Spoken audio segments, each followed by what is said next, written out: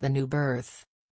Most assuredly, I say to you, unless one is born again, he cannot see the kingdom of God. The claim that Christ by his death abolished his Father's law is without foundation. Had it been possible for the law to be changed or set aside, then Christ need not have died to save us from the penalty of sin. The death of Christ, so far from abolishing the law, proves that it is immutable.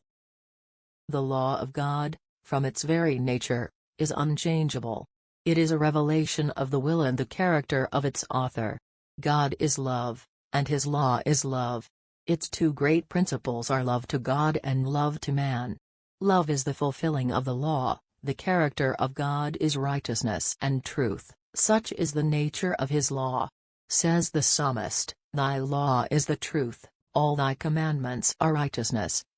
And the Apostle Paul declares, "The law is holy, and the commandment holy, and just, and good." Such a law, being an expression of the mind and will of God, must be as enduring as its author.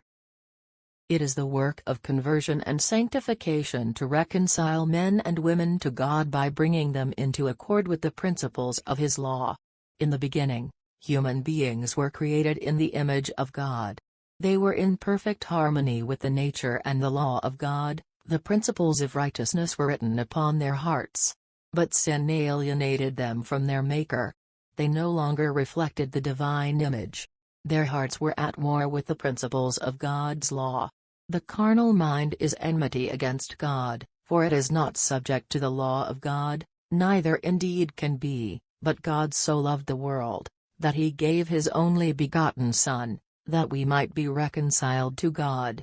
Through the merits of Christ we can be restored to harmony with our Maker. Our hearts must be renewed by divine grace, we must have a new life from above. This change is the new birth, without which, says Jesus, we cannot see the kingdom of God. The first step in reconciliation to God is the conviction of sin. Sin is the transgression of the law. By the law is the knowledge of sin. In order to see their guilt, sinners must test their character by God's great standard of righteousness. It is a mirror which shows the perfection of a righteous character and enables them to discern the defects in their own.